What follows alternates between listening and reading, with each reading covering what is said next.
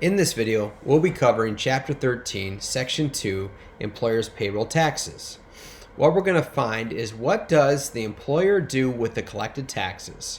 There are certain laws that require these employers to collect the taxes and to hold on to them. So we're going to take a look at each of these. Here are the employee's wages that would include FICA taxes, which is your Social Security and Medicare, federal unemployment tax, state unemployment tax. And we're going to talk about each of these. Who pays for what? We find that FICA, which is your Social Security and your Medicare taxes, is paid by the employees and the employers. And we'll look at that in a second here too. But what is the current rates that they're, when the video has been filmed today, here are the current rates. We have 6.2 for Social Security and 1.45. Now, with these numbers, there is a cap on how much Social Security money can be taken from an individual. So if you're making, I don't know the cap at this present time, but if you're making over $1 million, and let's say that the cap is $750,000, you will only have 6.2% of your income taken out for Social Security up to $750,000 and not the million. Medicare does not have a cap, meaning if you make $500 million, it doesn't matter. It will have 1.45 will be taken out of that. So FICA taxes, it's taken out the employees' paychecks and the employers. Now, there are two laws that are requiring this in unemployment taxes. Unemployment taxes are paid by the employer. So right now, when this video is being filmed, we have very high unemployment. This is the breakout of COVID-19. And as a result of this, we have millions of people in the United States that are on unemployment or who at least are applying for it. But how does that money accumulate and how does it pay for unemployment? Well, that money is taken from the employer, and there's two acts that require this. The first one is the Federal Unemployment Tax Act. There is a percentage of the paychecks that are taken out by the employer that will be given to the federal government. The other one is the state unemployment tax. And the idea behind this is that states can offer unemployment. So right now, there's federal taxes being taken out for unemployment by the employer, and then there's state taxes being taken out. And these are both required by law. And it's required by the employer to hang on to these to be able to turn these in at the end of the quarter, as we already discussed about with the employees. So the employer holds on to taxes throughout the quarter, collects them, and then turns them into the federal and state government.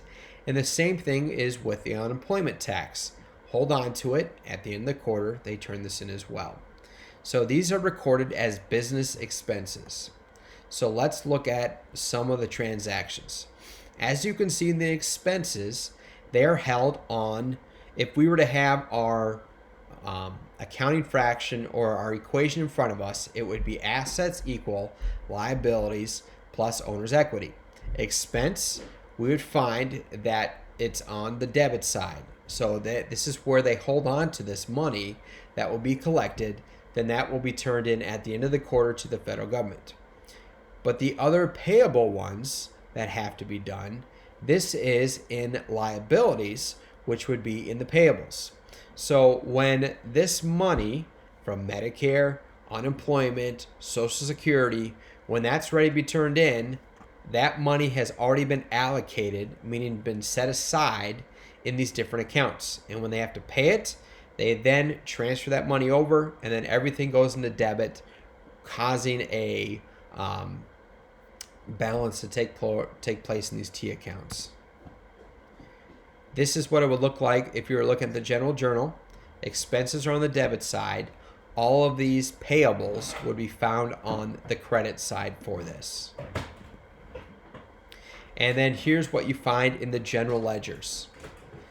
Payroll expense, payroll tax, debit, Social Security, we have payable.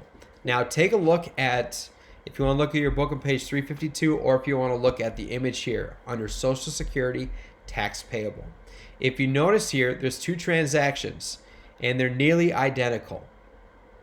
Why do you think there's two of the same identical transactions being taken place here? The reason for that, and as we saw at the beginning of the slides, the employer has to pay Social Security tax and the employee. So that's why you see it twice, and it's very slightly different. There's only a penny difference. But one would be taking out the money for the employee. The second one be for the employer. And that's what we also find in our Medicare tax. One for the employee, two for the employer.